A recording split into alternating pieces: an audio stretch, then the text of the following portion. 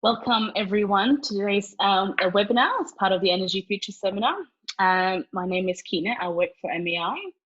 I would just like to start today with acknowledging the traditional owners of the land that I am today, the land of the Wurundjeri people, as well as traditional owners of the land you are situated on, and pay respects to their elders and families, past, present, and emerging.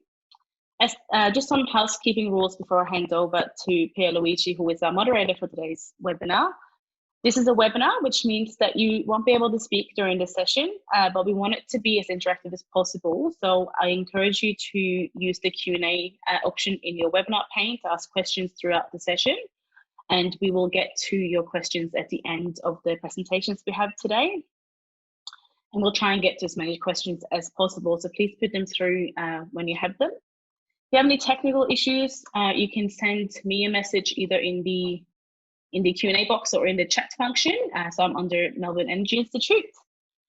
Now, without any further ado, I'll welcome Pierluigi, who will introduce the speakers for today. Thank you. Yeah, thank you, Kina, and it's a great pleasure to be here. I'm Pierluigi Mancarella. I'm a chair professor of electrical power systems at the University of Melbourne, and it's really a pleasure to be here to chair this event, as the topic is particularly close to my heart and to my research, particularly these aspects of integration of energy systems. There will be also discussions, as we will see, interaction between gas and electricity, and for different purposes, of course. I said that we got impressive number of people interested in the seminar. Again, I guess just to somehow demonstrate the importance of the topic. I think it was like over 400 people who were registering for the seminar. So this is really coming as from a long partnership between the Melbourne Energy Institute and the Grattan Institute.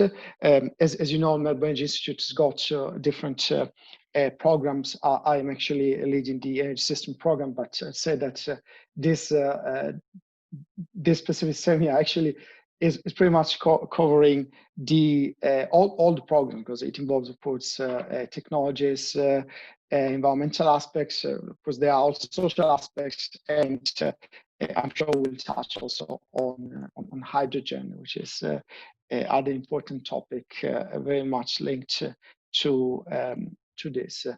The past seminars and workshops between MEI and Grattan Institute have been very successful. I'm sure this one would be no less. To give you a little bit of an idea of the context, although probably most of you will know even more than me actually about this. The title already is somehow saying everything. Burning gas in a net zero world. Yes, no. What are the implications? What are the other options? The alternatives? This really needs to be put in the context of the energy system transition. But while there are so much discussions, there's so much emphasis on electricity per se, sometimes we forget that the transition involves the whole energy system, all the energy sectors, and what we'll see is actually a perfect example of how all the sectors become more and more intertwined moving forward, and new challenges arise the moment that we want to decarbonize not only electricity, but all the energy sectors. And with the challenges of new technologies, uncertainty in the cost, and everything else, this becomes really a very, very difficult task, but of course very, very exciting, and that's why we all here. I would also like to stress the importance not only of looking at this from point of view of the economics of the system, or techno-economics of the whole system, but also from point of view of guaranteeing security, reliability, and resilience of the whole system. Again, not only of the electricity system, with which we are more familiar when we talk about this kind of aspects. And actually, I'm very keen myself to have a discussion with the speakers later on this on this topic. But now, let's just move on, and I would like to actually give the word to the three distinguished speakers that we have today, and I'm really grateful for their presence. I'm sure that they will guarantee, again, exciting event, exciting discussions. So the first speaker will be Guy Dundas, who is an energy fellow at the Grattan Institute, and will present a little bit of an overview of the Grattan Institute report that is motivating this seminar in first place. We'll speak for about 15 minutes. Then it will be followed by Lynne Gallagher, who is the CEO of Energy Consumer Australia, and of course will bring the perspective of consumers facing this issue of going for electrification, going for gas, going for low carbon, zero carbon gas in the future. How can we guarantee that whatever we do is actually in the interest of the consumers? And finally, we will finish with Andrew Dillon, who is the CEO of Energy Networks Australia, and will give us some insights about multiple options for decarbonisation, particularly looking at ways that we could decarbonize the gas sectors by future fuels. At the end of that, so this will take overall about 45 minutes. We will have like brief session with the speakers, where I will ask some questions. We'll discuss a little bit following the presentations, and then I will open the floor to questions from the audience. Please use the Q&A option that you have in your Zoom platform to ask the questions. So what we'll do is I will just go see the questions now. I will ask the questions to the speakers, and then we will go on like this. So somehow I will be the interface between you and the speakers. Yeah, and that's pretty much it from my side. Again, thanks everyone for attending this. I'm sure it will be exciting. I'm looking forward to that. And now, without further ado, I would like to give the word to Guy, who will present the main ideas of the Grattan Institute report. Thank you again, and please, Guy. Thanks. Great, thank you, Pierluigi, and good afternoon to all the attendees on the call. And as Pierluigi flagged, I'll be talking briefly this afternoon about some work that the Grattan Institute's recently completed in a report that myself and Tony Wood published called Flame Out, where we looked at the future of gas across the Australian economy. And the title of the session today is Burning Gas in a Net Zero World. And I'm particularly going to look at burning gas in a net zero home. So that's not a typo on the screen there, that strikeout. I'm going to focus it down. Gas is a very broad topic, and for anyone who wants to delve across our work, I'd encourage you to go and download our report and give it a read. But for this session, we want to focus a bit more on something pretty close to home, literally, the use of gas in households around Australia. And I'm sure for many people on the call, it's a very familiar thing, using gas perhaps in a cooktop, perhaps to heat water, or certainly if you live in Victoria or perhaps Canberra. I live in Melbourne, and I have gas for heating as well in my home. So it's certainly something that affects our everyday life. But equally, and as Pierluigi mentioned, the gas we use in our home is no exception to the general effort and the general need to decarbonise across the economy. And so it's important that we think about the options that we have available to do that. Not only from a point of view of emissions, but also because it affects the hip pocket, it affects our power and energy bills, and it also is quite a social and cultural thing, how you use energy at home, and perhaps a little bit more immediate. The power grid can change in the background as coal-fired generators retire and as renewable energy generators come online, and that you might not even notice. But if we are changing the way we're using energy at home, almost certainly we'll see that, and it will affect our day-to-day lives. So I think this is an important and interesting topic. It raises some really interesting policy and transitional issues, and I'm really looking forward to hearing from Lynne and Andrew as well, and their views on this topic. So without further ado, I'll leap into it and just quickly set the scene of how gas is produced and used across the Australian economy, and highlight that little perforated red box on the right-hand side, the residential sector, which we will be focusing on today. But I think, at a high level, it's pretty clear from this that LNG exports and the gas used in LNG production, so what we've called LNG processing in this slide, is a very large part of gas use in the Australian economy, over 75% for this data, which was from 2017-18.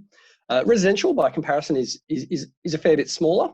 We're talking, 160 odd petajoules out of around 4,000 across the economy, so a relatively small share. But as I mentioned before, some really interesting economic and policy issues around how we do think about reducing emissions from this natural gas use in homes around Australia. And let's consider a few of the options we have available to us. So just to be clear, when I talk about gas, I'll try to be clear when I'm talking about natural gas, by which we mean fossil methane, but we'll hear about some alternate gaseous fuels, particularly biomethane, which is methane produced from biomass sources, and which is therefore net zero in terms of carbon dioxide. And also hydrogen is another gaseous fuel. And they're two of the options that we have available to us to reduce emissions from the natural gas we use at home. And they could use, with, in some cases, some modifications, the same pipes and many of the same appliances that we use today, in some cases with some adjustment. The alternate option, and one that I'll talk a bit more about as well, is electrification. So we all use electricity at home as well, and pretty much everything, well, in fact, everything we do use gas for, there are also viable electric alternatives. So really, these are the three options that we need to consider when we're thinking about reducing the emissions from natural gas in the home. In some cases, we'll be looking at an electrification pathway. In other cases, we'll be looking at one of these low emissions gaseous fuels, or what I sometimes call low emissions gas substitutes, which might be biomethane or hydrogen. There's been a lot of discussion around hydrogen in the last few years, following on the National Hydrogen Strategy. But just for those who haven't thought about it recently or much at all, there's probably two main ways to produce low emissions hydrogen. And of course, the focus has to be on doing this with low emissions. One is to use a fossil fuel, such as gas or coal, to produce the hydrogen, capture the CO2 that is released as part of that process, and store it safely, CCS, carbon capture and storage, to produce a low emissions hydrogen product. The other way is green hydrogen or renewable hydrogen, which uses a machine called an electrolyzer to split water into hydrogen and oxygen, capture the hydrogen and put that into a pipe and use that as a fuel. So really, we'll be talking throughout this session around the economics and some of the technicalities of these three pathways in the main.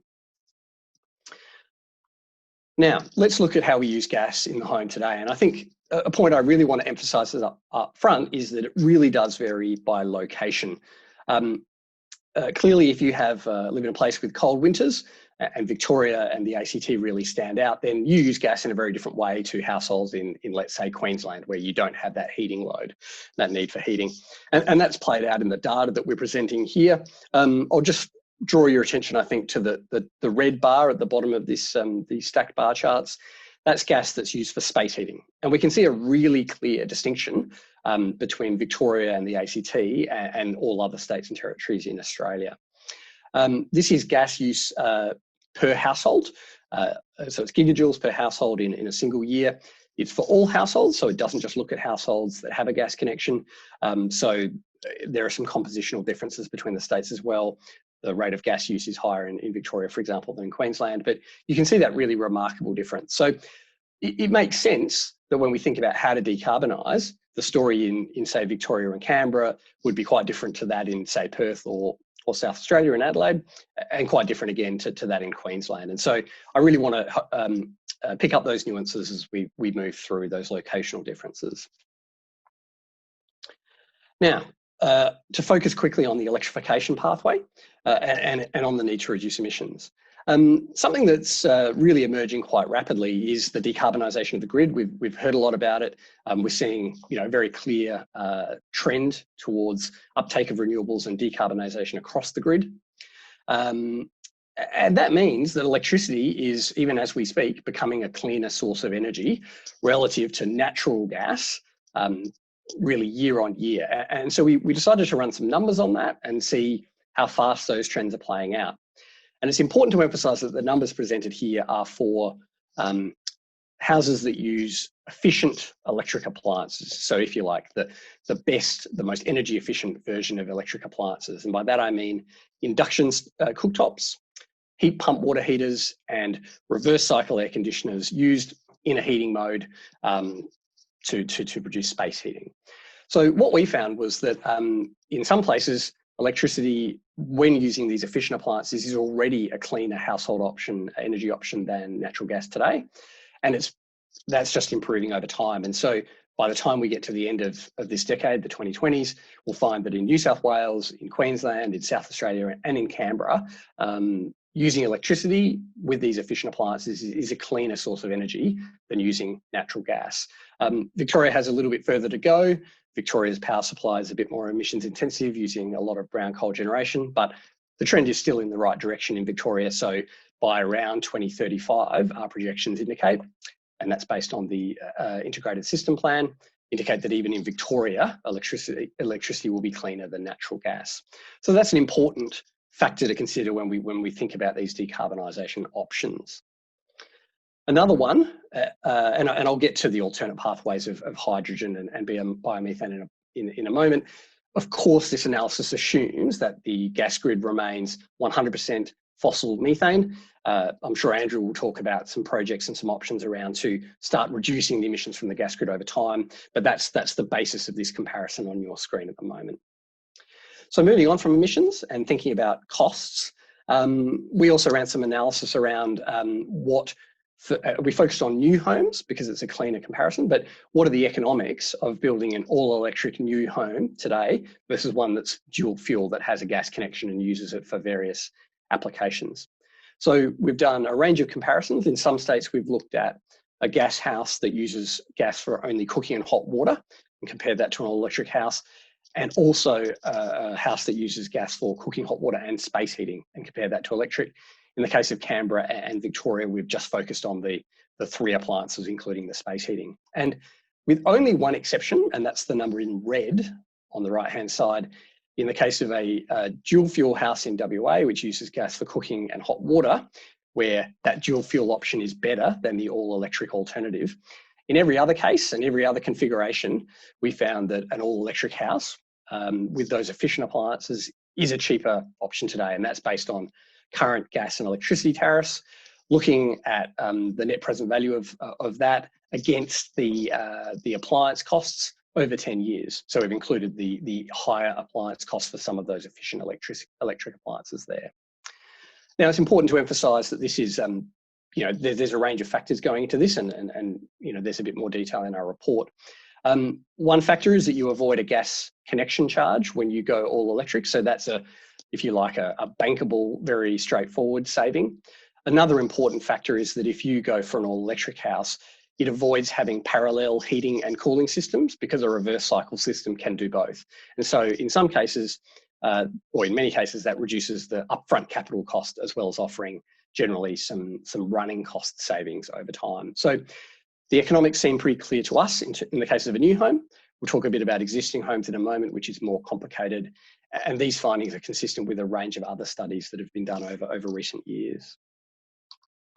So when we come to policy conclusions, we think that for new homes, limiting and in fact restricting through a moratorium gas connections for new homes in New South Wales, Queensland, South Australia and the ACT is a no regrets measure because it will reduce emissions and save consumers moving into those houses money straight away. So there's really no regrets to doing that.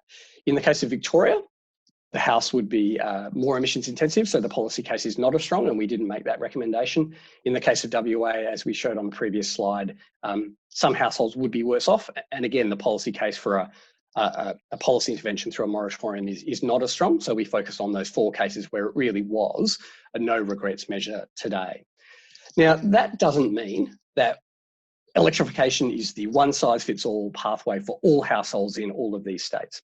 It may be that even after restricting gas connections for a period of time, we run some economics and we find that actually it makes sense to if you like, backfill the gas network with biomethane or hydrogen, and that is the better system-wide outcome. We still think that this would be a no regrets options for the households that go all electric in the meantime, because those low emissions gas substitutes are likely to be more expensive than natural gas is today. And so really we think that the economic trends that we're seeing would be even stronger for those households that go all electric in the meantime. So very much a no regrets measure from the point of view of our analysis. And that's fine for new houses, for individual houses, but it is also important, as I think Pierluigi touched on in his earlier remarks, to think about the system-wide effects and the techno-economics of that. Now, we looked at this. I wouldn't say that this is a full system-wide model of the effects, but we wanted to get a sense of the parameters and a sense of what we're dealing with.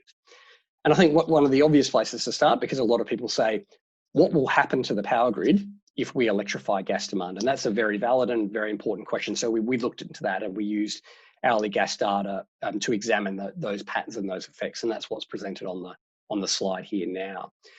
And again, I think calling back to a comment I made earlier, the outcomes are very different in different locations. So in Victoria, with its high winter heating load, we would see an order of magnitude about 40% increase in peak electricity demand on the grid, just from switching small gas users over to electricity in one switch, if you like, a sort of stylized immediate switch. And that's a substantial change. It would also shift the peak of electricity demand from summer to winter. We don't see anything like that when we look at New South Wales or South Australia. So there, the peak stays in summer, and although there is some growth in the winter peak, the peak in summer remains higher and grows by only about 2%, which of course, being summer, really reflects cooking and hot water and doesn't reflect space heating. So there's a very big difference. We'd see a lot more pressure on the Victorian power grid than we would on the New South Wales or South Australian power grids if we see this switch. But there's a range of other factors that play through to the economics of this system-wide switch. So I'll talk very briefly to the slide. There's a bit of detail, but so on the left-hand side for each state, the left-hand column, we're looking at the cost of maintaining the gas network essentially in a steady state over 20 years. On the right-hand side, we're looking at an electrification scenario where we phase gas use out over 20 years. We avoid some of those gas network costs, but not all of them, and some gas appliance replacement costs. But we have to pay for new electric appliances, and we also have to disconnect from the gas grid and in some cases upgrade our electrical connections to make this switch. So we've moved away from that new home study numbers that we presented before to more of a systems level analysis. And here we found that the electrification pathway looks more expensive, or on our numbers is more expensive than the keep gas scenario for each of the states recovered. So in Victoria, at the bottom of the right-hand bar chart for Victoria, you can see there's a significant cost of expanding the electricity grid. That cost is not present in New South Wales and South Australia, but all those other cost elements still add up to a higher cost from a system-wide electrification in this scenario that we modelled. But, and I'll touch on this in a moment, we don't think this is a slam dunk, a sort of an end of story. Electrification is a bad idea, because there's a range of things that aren't built into the keep gas scenario. And the primary one is the need to decarbonise. So if you were to move to lower emissions gas over time, you'd have additional costs that weren't captured in those scenario numbers that we presented on the previous slide from moving to these higher cost, low emissions gas substitutes. Now, there's a fair degree of uncertainty about what these things will cost in the long term and a range of factors. But I think that the high level conclusion is pretty solid, that they're going to be more expensive than natural gas is today. So where natural gas is about $8 to $10 a gigajoule today, there's a large range of biomethane costs, which we're drawing from Europe, where biomethane is more mature, $7 to $51. I mean, that's a hard range to interpret, but most of the central estimates for most energy sources in that source suggested costs in the order of $30 a gigajoule, so substantially more than natural gas. Hydrogen, there's been a lot of talk about the potential to reduce hydrogen costs over time, and there certainly is great potential, but people are pushing for and hoping for $2 a kilogram, but that still translates to roughly $16 a gigajoule, or almost twice today's natural gas price at a wholesale level. So clearly a more expensive commodity, and that will challenge the economics of a gas-based transition rather than an electrification pathway. So to us, the long-term pathways in all of these states that we've looked at is not cut and dried. We still see the moratorium as a no regrets measure, but we think that governments need to do more work to understand the economics as well as the technicalities of these different transition pathways. There's a range of very interesting trials going on around some of the technical aspects, but really we think there's more work to be done on the economic aspects of these system transitions, and different conclusions will be reached for different places. And it's very important that really each state government is engaged with their own particular circumstances. As I touched on before, this doesn't undercut the case for a moratorium. We don't see a moratorium over this transitional period as fundamentally undercutting the viability of a gas network if it were to turn out that using low emissions gas was the best long-term option. And we also think that you can preserve some flexibility within the moratoria policies that we've recommended. For example, by allowing households to use LPG rather than mains gas for, say, cooking, if they were to wish to do that, for particular reasons about how they prefer to cook, or allowing discrete focused networks to develop that immediately move to low emissions gas substitutes. And my understanding from talking to a range of people is that some people are exploring projects like this. We don't see a case for clearly restricting those projects if the consumers are willing to purchase that gas and use that as their preferred decarbonisation pathway. So that's where we landed in Flameout. I don't think I'm verbaling him to say that Andrew has some different views, and I look forward to hearing those, as well as, of course, Lynne's views. And thanks very much for your time listening to my summary of my take on the future of natural gas use in the home. Thanks a lot, Guy. So yeah, it's super interesting, and now we're looking forward to seeing what Lynne is going to say. Please, Lynne.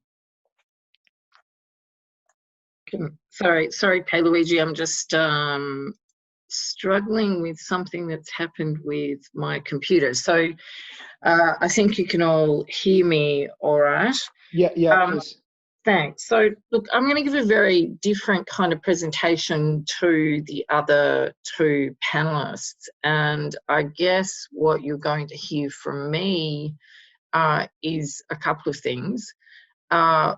One, because Energy Consumers Australia represents residential consumers and small businesses, I'm going to be thinking or talking about how consumers may look at these very real choices.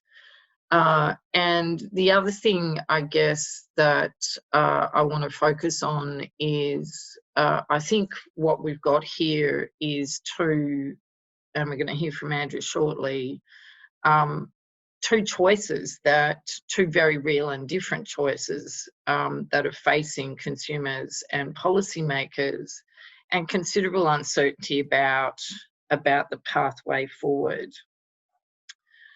From our perspective at Energy Consumers Australia, there's a lot of time and energy goes into talking about the transition underway in the bulk electricity power system.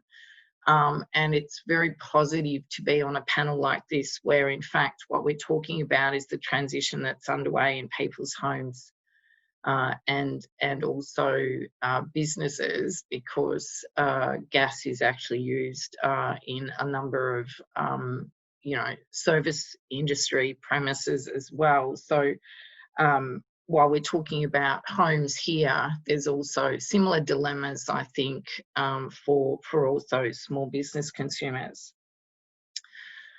The thing I'd say at the outset as well is that what you've heard from Guy is what I think is a particularly well argued, particularly well reasoned report with some great numbers to back it up. And I'll offer the same prelude to Andrew. He also has an equally carefully thought through model. But from consumers' point of view, I guess what they want to know and what they want to have some certainty over is that the future in which they are looking for clean energy, but the future is going to be better than the past. Energy is going to be cheaper in the future, and it's going to be more abundant. And I guess what we're hearing from the work that's been done by Grattan is that the case is clear if we were starting from a blank sheet of paper, but there are already many homes and businesses across the country where the transition from gas to electricity has some upfront significant costs. The reason I emphasise that, I think, is maybe the lesson around the policy prescriptions that either Andrew is offering or the Grattan Institute has pointed to, is that I think what is needed is where Guy's presentation ended, which is a plan for the future and that takes consumers with them. It's going to require investment on their part, and they're going to need to have confidence in the way forward if they're going to be replacing technology or space heating or cooking or hot water in their home. They're going to need to know what the costs are, and they're going to need to be persuaded of the case to make those kinds of costs, to pay that kind of money up front for a clean energy future. So they're going to want trust and confidence in the way forward. And I guess we probably have a early adopter, for want of a better word, model in the ACT, where they've taken a staged approach, which has seen, first of all, them move to a cleaner, a decarbonised electricity system or supply chain. And only then have they then talked to the community about making the transition and what's required to make the transition from gas to electricity. I think we also have to take into account, and that hasn't come up in the Grattan Institute's work, but it's a sort of added factor to take into account, as Grattan's already pointed out, and I guess the rubber hits the road in Victoria really, that you're going to move from a summer peaking network to a winter peaking network. But you also need to be thinking about electrification of transport at the same time. So these transitions also involve other factors than just thinking about simply one fuel choice. To go to maybe to talk a little about what I'm anticipating, having looked at some work that ENA has done, we do see some sense in the no regrets limitation on further investment in the gas network. In terms of, you could call it a moratorium, we're probably more relaxed about infill or new customer connections, to add on the existing gas network. But we'd certainly see significant risk in building new gas pipelines, which are long-lived assets, which then would require a great deal more certainty about the potential for hydrogen and to replace methane as the fuel in gas networks. So to sum up, I think really the focus and the choices and the work to be done is really to come up with a way forward, I think particularly in Victoria, which takes us forward to a cheaper, cleaner, more abundant energy future, and only then will consumers have trust and confidence in either of the choices that are going to be presented to them, because they're going to be the ones that are going to need to make the investment in switching out the technology. So I'll leave it there. Thank you. Thanks a lot. Andrew, please, I think again everyone is looking forward to seeing having your view on this. Thanks. Thanks, Pierluigi. And first of all, while I'm trying to set this up, thank you to MEI and to Grattan, both obviously for the report in this space and for setting today up. It is an important debate, and it's one from our end we're really happy and keen to engage in. I've got a few slides here, some of which will cover similar-ish topics, well, obviously, very similar topic to what Guy's did, and looking at it a bit more from a gas network perspective. So let me see if I can get our screen share working.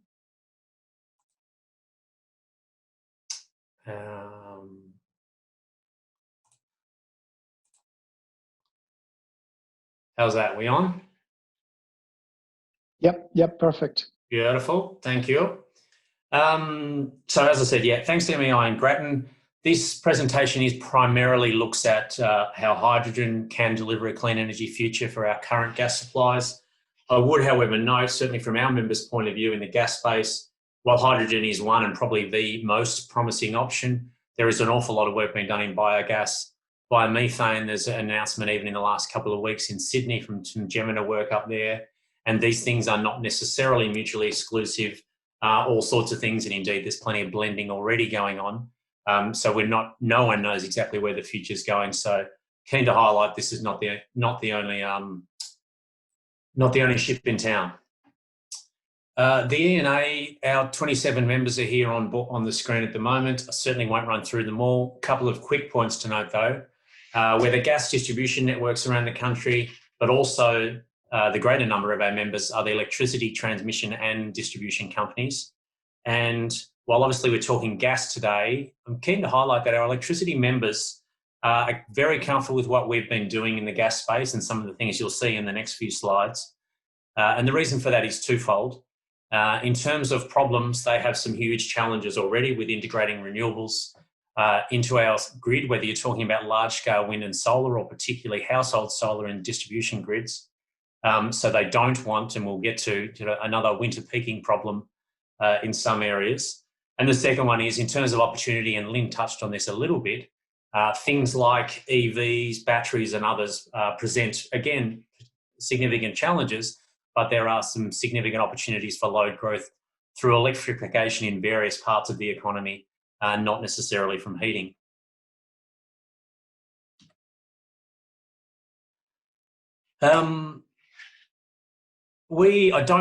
Definitely don't want to get into a debate about what should or shouldn't happen with net zero by 2050, but I would certainly observe that all of our members, gas and electricity, operate in states or territories where the local government has a commitment to net zero by 2050, if not sooner.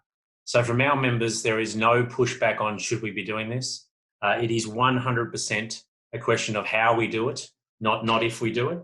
One of Guy's earlier slides there had 3 slides for how we may go about decarbonising our current gas supplies.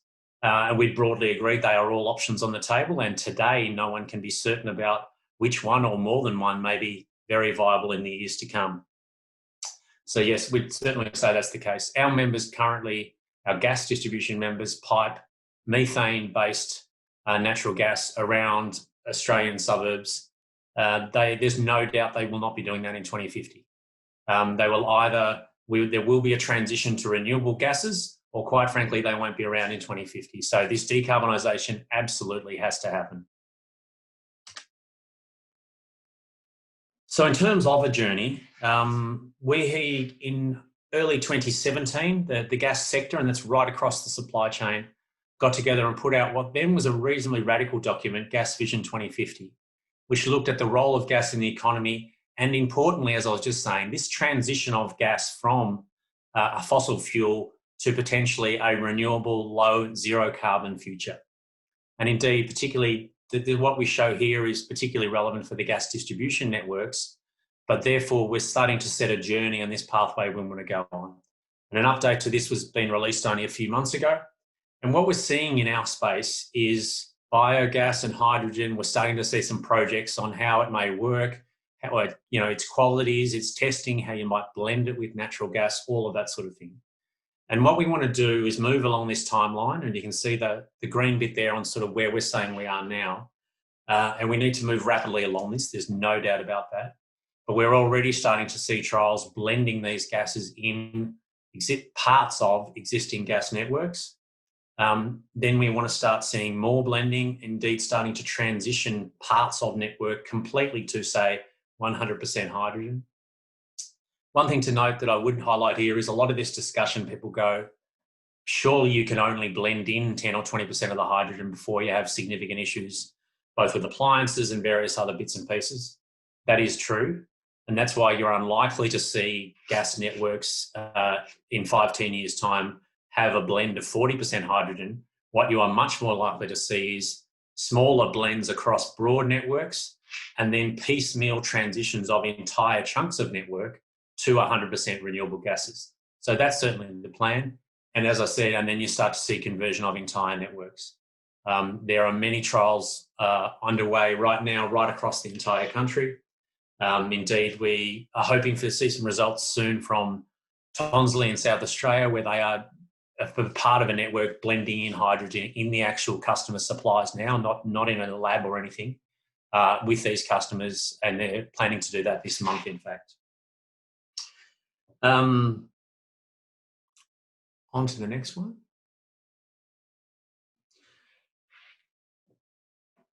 This is from this Gas Vision report, the update came out a few months ago. And this is a bit of work done by Frontier.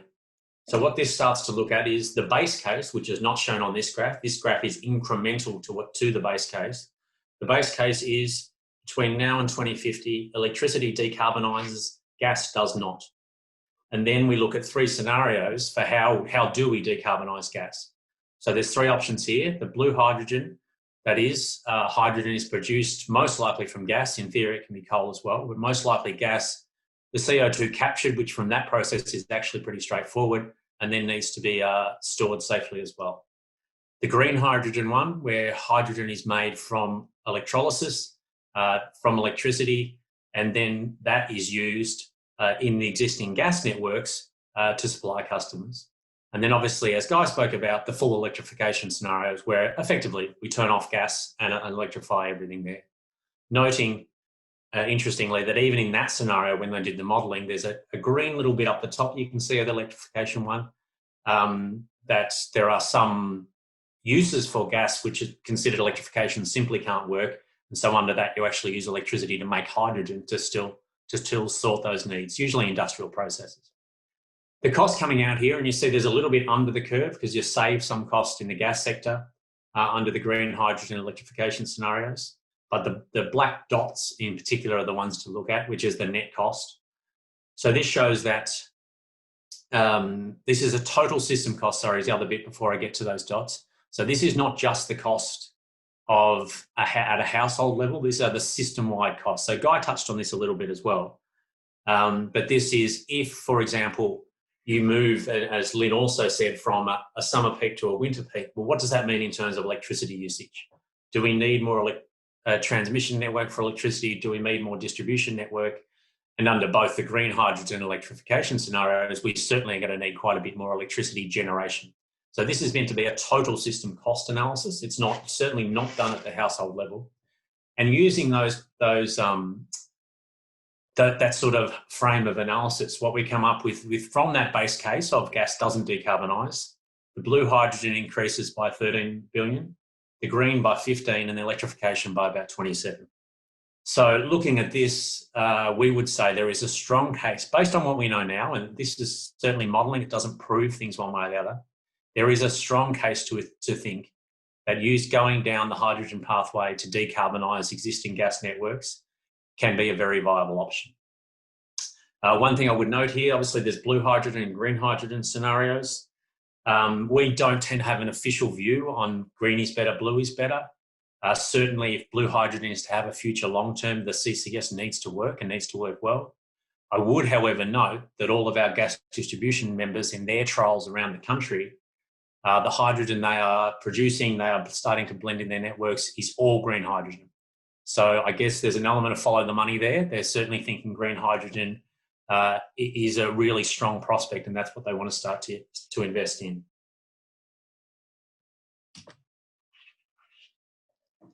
Just a couple more before we get to the Q&A.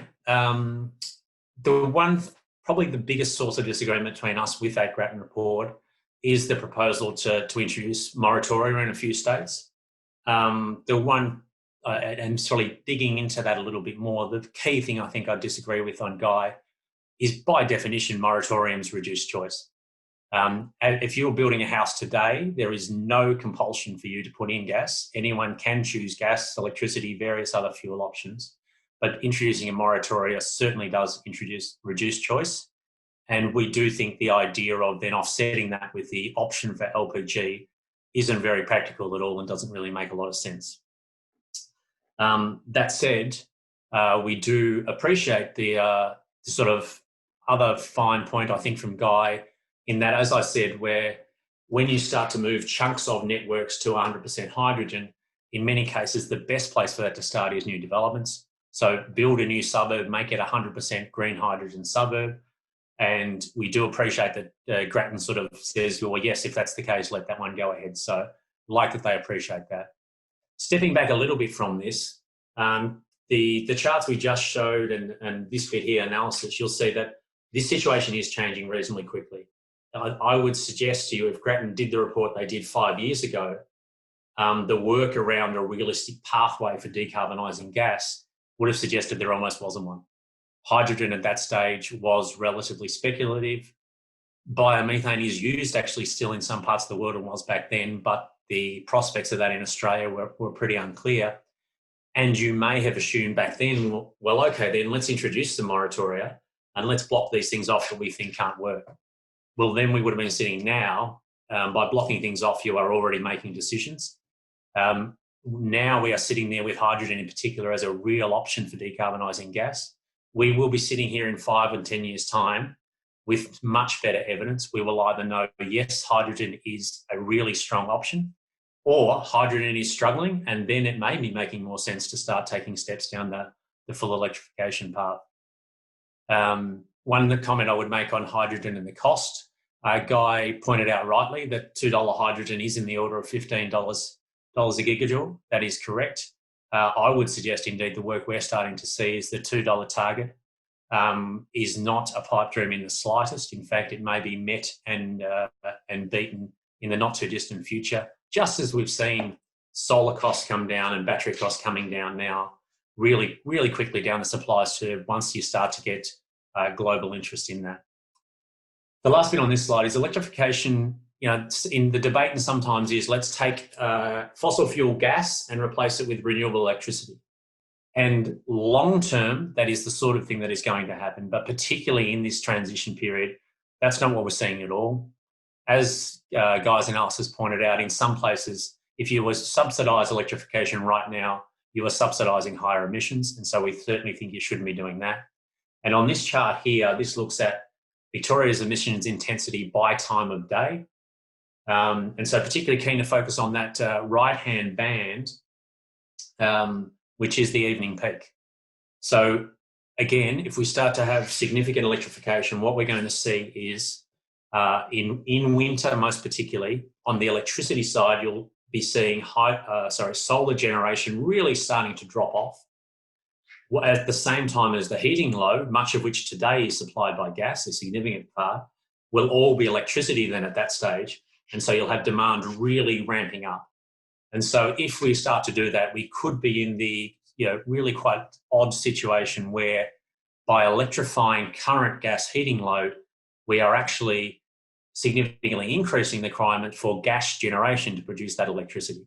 And so from an emissions point of view, that doesn't really make a lot of sense either. So just to wrap up before we get to Q&A, again, we agree decarbonising gas needs to happen. It's essential and it's going to happen one way or another. We do think, though, that continuing to use the existing gas infrastructure with hydrogen, and noting you may have heard debates about whether gas networks are, if you like, hydrogen ready. I'm oversimplifying, but in a nutshell, many gas transmission pipelines around the country will struggle because they're steel. That doesn't mean they can't carry hydrogen. There's all sorts of potential solutions there. But most gas distribution networks around the suburbs have been through significant mains replacement processes in the last decade or two. So there are very few steel pipes remaining, and the more plastic pipes that are in there now are, generally speaking, quite fine to carry hydrogen and those sort of things around. So it's not a matter of us needing to relay huge swathes of the gas distribution networks to do this. So we're keen to see more customer choice and increased energy security. And we think gas is pretty low emissions today and can be zero emissions tomorrow. Keen to follow up, obviously keen to participate in the Q&A. Broadly speaking on this topic, I haven't covered for time use the National Hydrogen Strategy, but again, keen to highlight that's something that many people have looked at and see hydrogen as a huge opportunity for Australia. The gas distribution networks fully agree with that. And we would say, and the first place to start to generate some real demand for hydrogen is by blending it into gas distribution networks. And that's what we should be focusing on. Thanks, everyone. Back to you, Pierluigi. Thank you.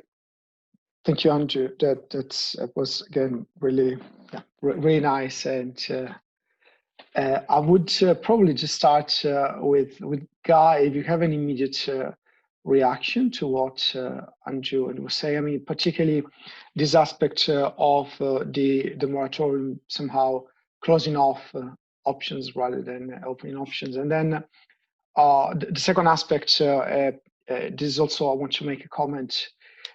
This slide that Andrew presented, actually looking at emissions over time, that's very much aligned with the modeling that we did for integrated electricity and gas systems in Victoria.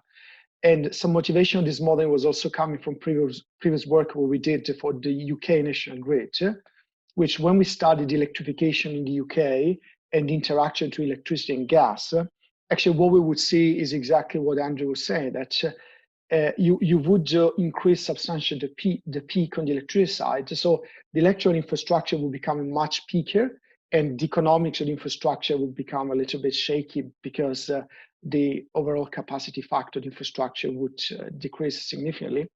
But also the stress you put on the generation system will be very substantial. And in practice, the gas generators will have to cover the peak demands, especially at times where there will be no wind and no sun, which may happen.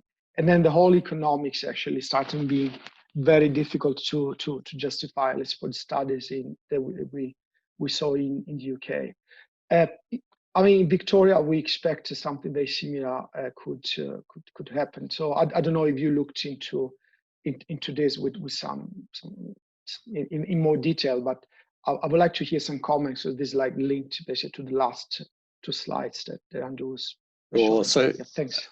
No worries. So I think if I could just quickly take the comment about closing off options first, and then I'll move into the second one, Pierluigi. So I guess agree absolutely in principle with Andrew and really everyone that we shouldn't be closing off options today. I think I emphasised a couple of times that we don't pretend to have a crystal ball, and we're not making definitive calls about the best system-wide long-term outcome in any location in Australia. I guess where perhaps Andrew and I diverge is that we don't see a moratorium as closing off those options. So clearly, if you're focusing on new houses, then it's really going to be driven by the rate of turnover of the housing stock, which is really very slow. There'll still be a viable and there'll still be a critical mass of gas infrastructure that can be backfilled with biomethane or hydrogen or what have you down the track if the economics take you in that direction. But really, if new houses are better off moving straight away to all electric, then we really can't see why you would do that, and we don't think it closes that option off. As Andrew touched on, and as I touched on, if there is a system where it's like, hey, here's 500 homes, we're going to put these guys on hydrogen from day one, then we would clearly see that as an exemption to the moratorium, and we'd be very keen to see that project go ahead and very keen to let that innovation and let those options play out. So I guess that's the difference there. And then Pierluigi, I might just come to that point of, I guess, system costs and emissions and so on and so forth. So you were talking a bit about the UK, and I think it's probably fair to say that of anywhere in Australia, Victoria looks most like the UK. I mean, it doesn't quite look like the UK, but it looks most like the UK, much more than Queensland or South Australia or New South Wales or anywhere else does. And I'd also emphasise that we haven't recommended a moratorium in Victoria, in part because the emissions intensity of the grid is higher on average before you even get to the time of day pattern. So I guess it's kind of hard to directly draw lessons from that Victorian chart for our analysis, because we didn't claim that electricity was lower emissions than gas in Victoria. But to take a couple of points, I guess, at a more high level. So I guess one point to emphasise would be we can't necessarily draw lessons from when gas is used today and infer that electricity will be used at the same time. So, for example, an instantaneous gas water heater might run at 7 a.m. or it might run at 6 p.m. when you're having a shower, you got home from work or you're about to go to work. But a heat pump water heater, the factory settings and the economic way to run that is to run it from 9 a.m. to 3 p.m. when temperatures are warmer and probably when your rooftop solar is running. So that would be different, and that would have a very different emissions profile. And secondly, I guess, clearly in South Australia or places like that, the time of day emissions patterns would look different as well. And just one final point. I mean, even if we're running gas generation to power gas heating at 8 p.m. on a cold, dark Victorian winter's evening, it's actually about an emissions wash in that scenario, because the gas turbine is about 33% efficient, give or take, but the reverse cycle air conditioner is about 300% efficient. So 300% times 33% is 100%. So in that worst case scenario where you're running a gas peaker to meet this hypothetical increase in electricity demand, it's about an emissions wash. But some winter evenings are very windy. And so, it's not a simple case of we're always running this thing on coal or we're always running it on gas. Clearly, as the system decarbonises, more and more of that electrical load will be running off renewables, which is, of course, to acknowledge that there are time of day, seasonal and other patterns that add complexity to that story. All right, no, that's good. Thank you. Lynne, would you like to add something? Yeah, no, thanks, Pierluigi. I think I just want to pick up a couple of points from Guy as well. So two of the things that ECA is really doing a lot of work on and thinking deeply about is exactly the point he raises about home energy storage. And if you're moving from gas instantaneous and gas storage, we're actually seeing opportunities to think about heat pumps or other forms of electric hot water storage as the battery in every home, right? And real opportunities to influence when the heating of hot water happens versus when it's used. So I think that's one one thing in the mix. I guess what we're all focusing on is the big load, which is the space heating load. One of the things that is widely recognised in Australia is the absolute poor quality of Australian homes. They're not insulated. So we should start thinking about our homes as energy storage as well. So if we can improve the energy efficiency of our homes, which in fact is part of Lily D'Ambrosio's package last week. So again, there is potential in the future, which I think what Guy is alluding to is we do have some time to start thinking about how we improve that. And then the other thing is another reason why I think a lot about the electrification of transport.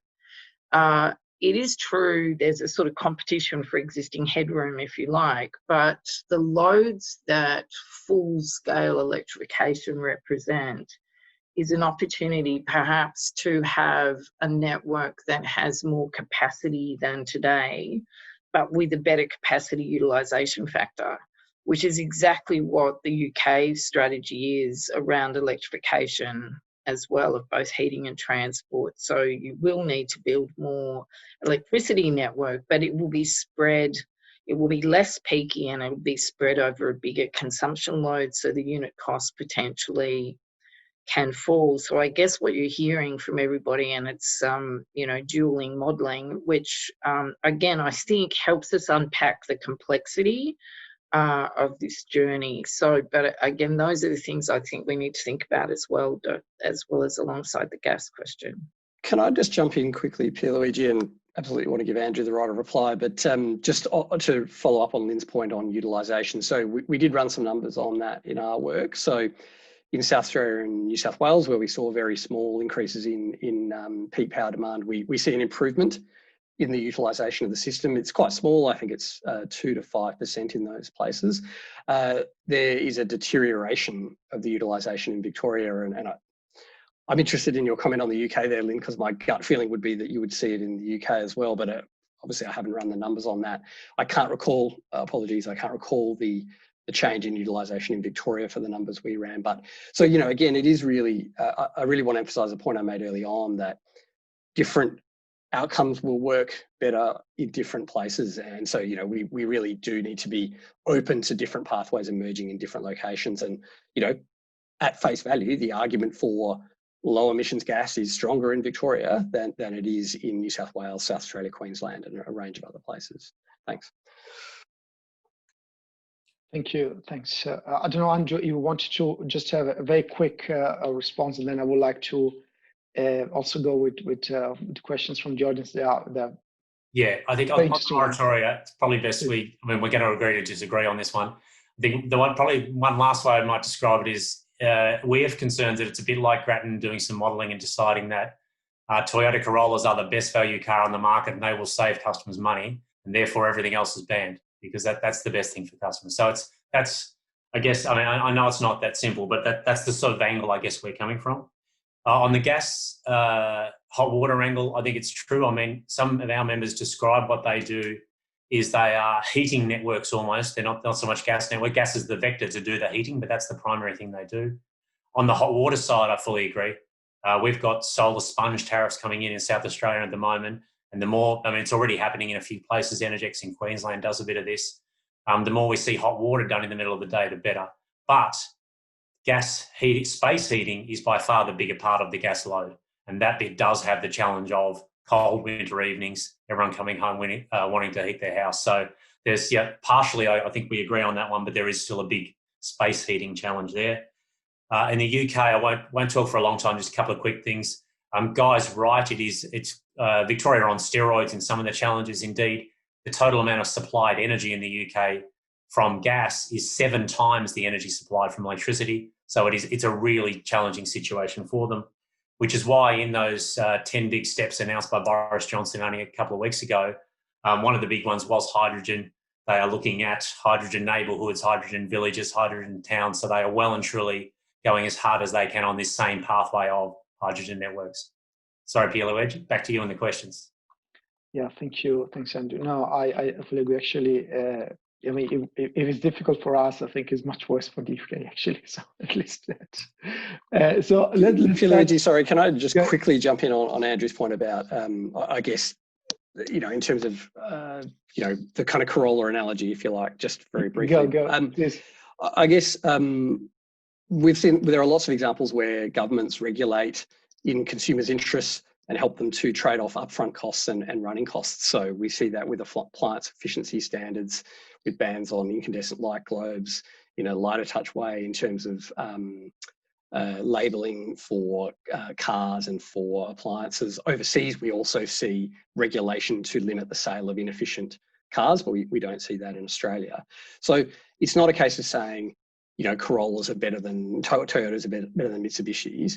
It's a case of saying there's a kind of systematic, if you like, bias towards a particular fuel choice, which is kind of, there's a certain inertia in the system and there's a certain bias towards lower capital cost, higher running cost outcomes, such as having a gas connection, that consumers find very hard to navigate. And we think that there's clear precedent and a strong public policy rationale for regulating in consumers' interests. And, if it's line ball, then fine. But I mean, in places we're talking, thousands, 5,000 and more, in Canberra, $9,000 over 10 years. This is not line ball. So, and as I think Lynne may have mentioned, the ACT government has already moved in that direction. And I think they recognise the economics and the interests of their consumers. Okay, thank you. Now let's go with some of the questions from the Q&A from the audience. So let's start with an easy one for Guy. is Tasmania no longer part of Australia? Tasmania is part of Australia, so is Darwin. And I apologise to anyone tuning in from Tasmania or Darwin, especially if they have a gas connection. But the fact is there's very few people in Tasmania or Darwin who do have gas connections. So we focused, if you like, on the larger markets, and I do apologise for that omission, but absolutely happy to comfort them that they are still part of the Australian fold. Yeah, maybe we need a version 2 of the report with some footnotes. No, thanks. There is a question is about to keep gas in the east side of Australia. We need to build supply pipeline from the west. I think you were saying this was pretty much the question. I think you were saying that you would rather go with LNG and regasification terminals, right? This is what you wrote in the report. Can you comment, Guy?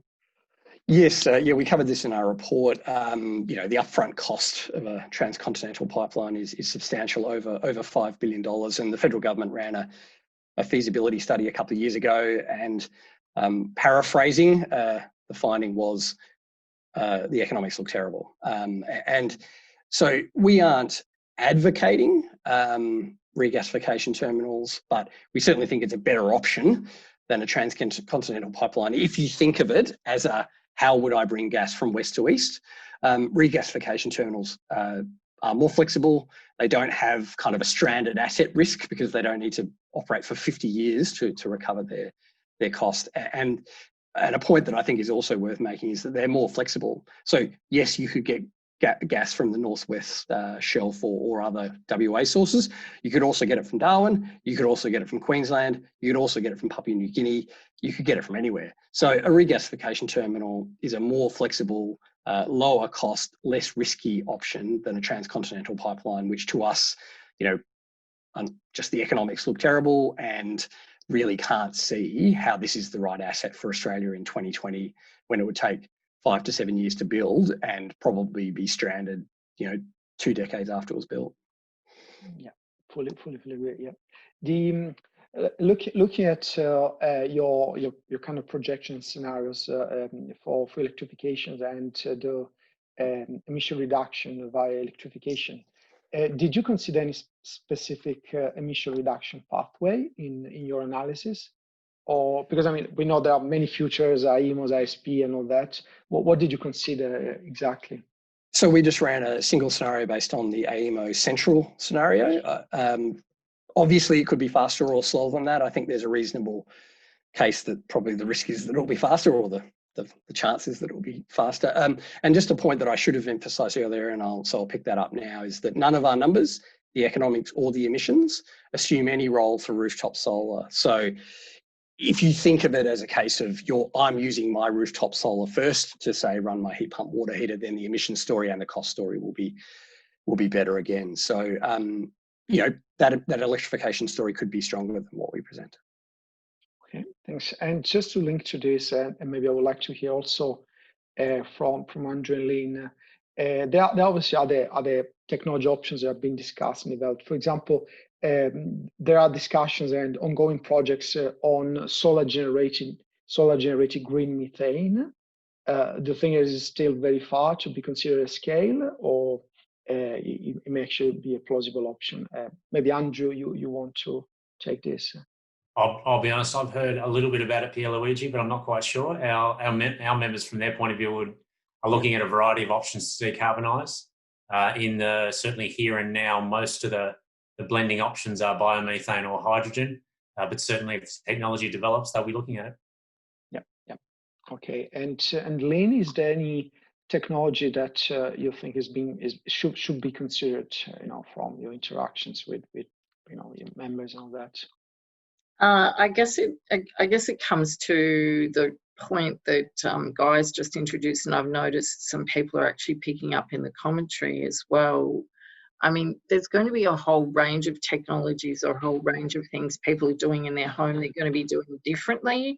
So both the patterns of how we live and work are changing, but also if we have things like plug and play batteries, there's going to be all kinds of ways in which peak demand is going to shift. that we still really have yet to explore.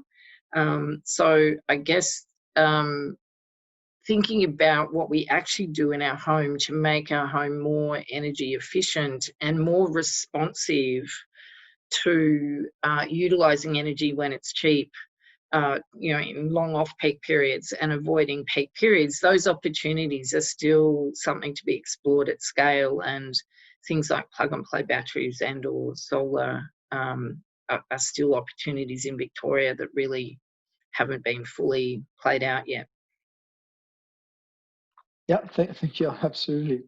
I would like to link this again to these discussions about technologies, and again back to the moratorium that is obviously very, very controversial. So there is a question for Guy. Would you consider policy support for renewable gas development and the development of renewable gas market? For example, renewable gas certificates, renewable gas reverse auctions, and so on, to be no regrets policy options as well? What is your view on that? So are there no regrets? Well, I mean, it's not no regrets because it would be more expensive than the alternative. In the same way that the RET was more, imposed cost on consumers, particularly in the early days when it was subsidising electricity sources that were much more expensive than the standard grid price. Now, look, there is a case for those sorts of policies, and we considered it. On balance, we didn't feel that would be the best outcome.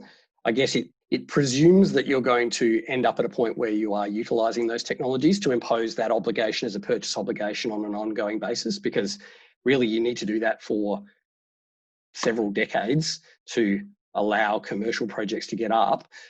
We just don't think it's clear enough that you will have a market for renewable gas in 2040 that would justify that sort of purchase obligation, which is not to say that it's not going to happen, which is not to say that we shouldn't try and keep those options available.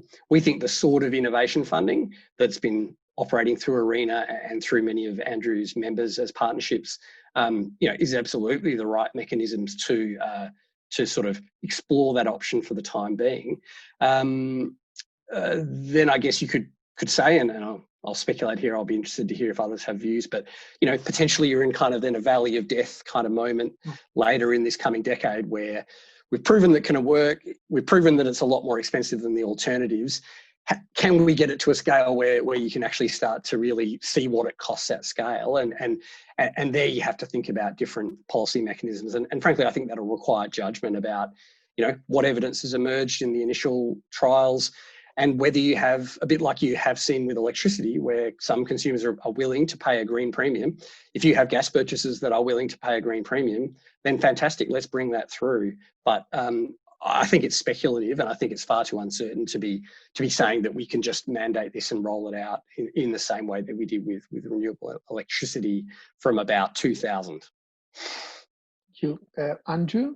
Please. Yeah, if I can jump in on that. Interestingly, our members are doing quite a bit of work on their gas customers and what they are willing to pay and what they do want to see. Unsurprisingly, they all want to see decarbonisation, basically. And also, probably unsurprisingly, they all are prepared to pay a bit, not double their cost or anything.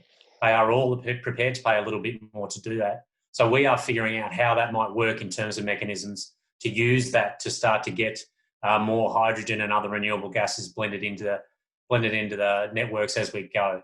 I mean, the one thing, particularly again on hydrogen, that we do have in our favour, in a similar way to solar and in a similar way to batteries, electrolysers in particular won't get cheaper simply because there's good demand in Australia. This will be a global trend, and if they are to really get down that cost curve, it'll be because the global trend gets very strong and we see a lot of action. Thank you. And next one has got to do with assumptions about cost function and all that. Did you, Guy, and also Andrew, in the different reports that you showed, did you consider a cost of the price of carbon in your modelling? Yeah. The short answer is no. So the numbers are what the numbers are, with no explicit carbon price. Again, coming to the point about no regrets. It's lower cost and lower emissions. What's not to like? A carbon price would only reinforce that outcome. But we didn't put a carbon price through the model. Yeah, and Andrew, in the gas report? No, indeed. Well, our whole report was built on how do you decarbonise. So the base case was electricity does decarbonise and gas doesn't. And then it was, well, what are the costs to decarbonise? So it was an assumption of decarbonisation, but it wasn't a carbon price built in as such. Yeah. Another question about cost, unsurprisingly, this is just for Andrew, actually, about I noticed that your charts regarding cost included transmission costs. We're already considering the plan for AEMO for reinforcement that is present in the ISP, or this is like additional costs on top of what is already envisaged by AEMO, or how did you model those costs for the future? No, ours were from, again, it's compared to a scenario where gas stayed as it is today, serving that load. So it was what that would be on top of that. So I guess in theory, it is on top of the ISP. Although an interesting point I'd note there is AEMO is now working to try and figure out how it works in various hydrogen scenarios into its upcoming ISP. And where we certainly feeding in wanting that to see scenarios with significant hydrogen blended in gas networks. Okay. And then I'll just link to this because there is a question about blending hydrogen into the gas network. What is the current state of knowledge regards to the percentage that you can blend in the transmission pipelines and distribution pipelines, basically? So I'm not sure if you mean from the perspective of what the pipes can handle, or the perspective of what the appliances can handle. They're probably two. Yeah, I think what it's more about the pipelines, because it talks about the pipeline metal becomes brittle and deteriorates for the transmission system. So I guess it's about really the materials before getting to the appliances. Yeah, so I mean, two parts. The transmission, gas transmission, I should note they're not our members, so I'm not really totally across that space. But the fundamental part of that question is definitely right. The steel does get brittle, and that's an issue, no question about it. So there are various things I understand being looked at in terms of lowering pressures, which does mean you can get less gas through, but that may help with the steel preservation. But also, your obvious theories like, can you spray internal linings in that will do various things and all that. So lots of R&D going on in that space. I'm not sure where it'll go. As I think I said earlier, in the gas distribution networks, though, it is a pretty different story. The gas pipes that are there now are almost wholly not steel and pretty much are fine to carry hydrogen around. Yeah, thanks. I mean, for my work, the 15-20% blend seems feasible. And again, looking at what others are doing, particularly in Europe and the UK, there are various trials. So this seems to be at least feasible for the transmission systems. Then saying that there is the issues like with lowered pressure, I think so would help in case. Yes. There is a question actually. Maybe this for Lynne. Well, there is a question about modeling, but it's somehow linking to what Lynne has been saying a couple of times already. The importance of energy reduction in energy consumption, because I mean, basically we forget about it. This is really essential. I mean, the first, the better thing we can do for emission reduction, just not consuming a kilowatt hour, right? Rather than produce a kilowatt hour lower emissions. So I'm not sure to what extent Guy and Andrew, you have included this in the modeling, potential emission reduction, energy efficiency. And then I would like to hear again from Lynne what she thinks could be done actually overall to include modeling, providing more inputs also from what consumers probably would expect on the side of energy efficiency. So we didn't assume anything about, say, building envelope efficiency, but we did assume, or our numbers, our core cases, our analysis was based on efficient electric appliances. So I think in the case of reverse cycle air conditioners, I mean, that is a standard piece of equipment that if you're going to, install air conditioning and heating in a house with electricity, then that's a pretty standard unit. The more, if you like, the more variation comes from the assumption of heat pump water heaters, which are 4 times broadly more efficient than an old-fashioned resistance electric hot water tank, and then an induction stove, which is about 2.5 to about 2.5 times more efficient than either an electric resistant stove, an old-fashioned electric stove, or a gas stove. But we didn't assume anything about building envelope efficiency. Thank you. Andrew? Yeah. On ours, Pierluigi, pretty similar answer. We, because ours is a base case, then 3 different scenarios building off that. They were all treated the same, and they were similar to Guy. No significant work done on envelope efficiency. I mean, I would say from our end, both gas and electricity members, we're strong supporters of energy efficiency. Many of the peak demand challenges, even we've talked about, say, winter heating evenings, whether you're talking whether it's going to be heated by gas or electricity, both it's cheaper and more comfortable for the people in the house, but it's also less pressure on the system if the housing stock's more efficient. No question about that. And Lynne, I mean, how do you see this issue of the energy efficiency and the cost associated for consumers in terms of energy efficiency versus other potential costs, and again, electrification, and keep the gas network and all that? Yeah, so there's a particular piece of work that we've been thinking about, or starting to think about, trying to do some quantification work. It's modelling, not forecasting, but really translating it into shifting peak. So if you can improve, in Australia you can't pre-cool or preheat. It is a thing in the UK and in North America, or, you know, in Canada and the US. Weatherization, not just for reducing overall consumption, but the fact you can actually shift load and you can shift it into off-peak periods. And I guess we'd like to start doing some numbers around this to see what the potential is, because I saw a question in the Q&A as well about, well, when do prices come down if you actually have to sort of build more? And there's some ons and offs, right? So electrification of transport load has the potential to be 3 times the current load, and if it's, or current housing load, and if it's mostly at off-peak, you're spreading that consumption and your unit costs are going down. So we're most interested around the building fabric and the building envelope around the potential to get control over air conditioning peak, heating and cooling peaks.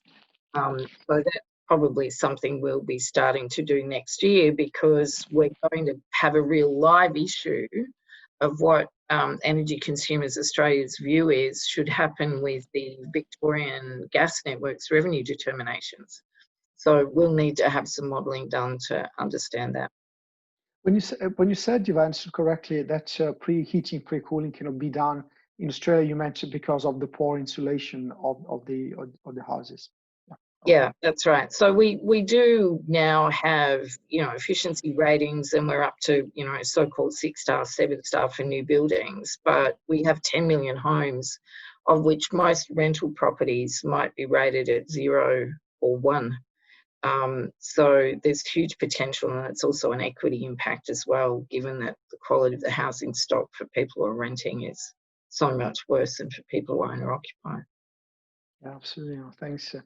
There is another interesting question that goes down a little bit more into the geographical granularity. So far we discussed lots of the sort of state scale level and new versus existing, but how about, for example, in urban suburbs, outer suburban areas, CBDs and all that? This particular for Guy and Andrew, is there any specific recommendation that you will make for different typical areas of a city? Yeah, so look, I'll jump in first. So it's true that we kind of modelled a generic household, and that there are differences within, you know, different usage patterns, different sizes of households, different energy demands, and we didn't want to fragment the analysis too much, and we didn't sort of try to go to too many different layers of detail there. But I'd certainly observed that other studies that have, including one by an organisation now called Renew, I think when I published the study it was called the Alternative Technology Association, but it found that these sorts of findings were robust across a range of different household types. But I guess a proxy for a larger house and a smaller house is the 2 appliances versus the 3 appliances finding. So a lot of smaller townhouse style places have reverse cycle, usually split systems as their default cooling and heating option, because just the space of a ducted system having a separate gas and cooling system, gas heating and electric cooling system is just it's a greater cost in, say, a townhouse or a smaller building like that. So you can look at the 2 appliance case as being a proxy for, say, a townhouse, a 3 appliance case as being a proxy for a larger standalone freestanding house. We didn't look at apartments, but that is a crude simplification, and I fully accept that there would be differences within that. But you know, our findings are that the findings are robust across 2 and 3 appliance cases, except in WA, where the 2 appliance gas case is better than the 3 appliance gas case. Thank you. Andrew? Yeah, so on the sort of gas compartmentalising, one of the benefits gas has as a vector, and this applies whether you're talking natural gas or hydrogen, biomethane and others, it is the natural ability in the gas networks to store. So line pack can shove in a significant amount of energy in there, more than maybe used in the short term. And that does mean that gas naturally is better able to manage things like peak demand, things like winter heating loads, and electricity, where you are a bit more instantaneous. In terms of those parts of the gas grid, we're already seeing our members and others sort of picking certain areas, and because you can effectively shut off parts of the gas grid often a bit more easily than you can with electricity, as key spots for trials. So whether you're talking the suburb of Tonsley in Adelaide, that I talked about before, where blending is starting right now, the entire Gladstone in Queensland, their local gas network, not the LNG export, that being used as a potential trial for hydrogen. Places like Albany in WA, which is currently weirdly on an LPG network. So obviously there's thinking, well, what can we do something there? What can that be used for a trial? Also, even we saw some media this morning, a town called Denham in WA, where they are actually having a hydrogen-powered electricity renewable grid, and so how those vectors interact will be interesting. So certainly the nature of the gas networks will lead you to, and it's not necessarily outer, inner, it will be certain characteristics of certain parts of the network will mean it is logical to do certain, whether you're talking blending or full transition to renewable gas, will be done in stage processes depending on the nature of the network in that area. Thank you. I would like to ask the last question as a power system engineer, because when you start studying power systems, basically first you are taught about studying how to protect a system against faults and everything, and then you start talking about economics on that. But security and reliability comes first. So it's really like a general question. Have you thought to whether it is more secure, reliable, resilient energy system that relies on just one energy vector, or actually on multiple energy vectors? And is there any sort of consideration that you have made for this guy? So look, that's not something that we explicitly took into account in our work, and you know, I have heard that argument made that, oh, I can still cook when the power goes out. I mean, I think this whole electricity reliability thing is sort of, you know, has got to be seen in its true context. Like, if you are living in an urban area of Australia, then your electricity reliability is actually remarkably good. I'm running off some numbers that I haven't looked at in a little while, but the last time I checked, I think it was 45 minutes per household per year in pretty much every part of Melbourne. Less in Canberra. It's pretty good in most places. In rural areas, it's often not as good, but rural areas don't typically have reticulated natural gas, and there's a different debate around, you know, LPG and a range of other factors. There's also some really interesting work that's happening around using standalone power systems or other distributed energy and storage systems to improve the reliability of those real fringe of grid locations where the reliability outcome is very, very different. So I'd just, you know, call out that I believe that Western Power took a household off the grid and put them onto a standalone system, and that household had previously been experiencing 900 minutes a year of outage on average. So, you know, there's a big difference between 900 minutes and 10 or 20 or 30. But so look, it's not something we explicitly factored in. You know, the reliability is clearly important to customers, but we don't think that that's a decisive argument for having two systems rather than one. Yeah. Okay. No. Thank you. I was more thinking of from a system perspective. Well, I mean, when from a wholesale system perspective, obviously the reliability is even better. It's sort of a fraction of a second, I think. I think when you average it out. But so it's a different equation again. Yeah. Okay. I'm very sorry to have to close this by fully disagreeing with you on this, but it's I think this is like a key topic that we should definitely all look into more. Again, sorry, I didn't want to try to close this, but unfortunately we have to. I just want to thank you, Guy, fantastic. Actually, the report and all the the way you presented, and also the way you defended many of the very sort of strong controversial statements. So that was really great. Really appreciate it. And Andrew, obviously, for providing almost the opposite view, and then Lynne with your perspective, from sort of all the consumers and the role that they play in this analysis, well, a little bit more on sort of technical and economic side. So I really enjoyed. I'm sure that everyone else in the audience did. I mean, thanks again, and thanks of course to everyone who attended. I'm already looking forward to the next one, so we should organize this more often. And then Guy, you should write more of these reports. I'll do my best, Pierluigi. Thank you. Fantastic. Thanks a lot again, and thanks everyone. And to the next one. Thank you. Have a good afternoon. Thanks everyone. Bye. Thank you.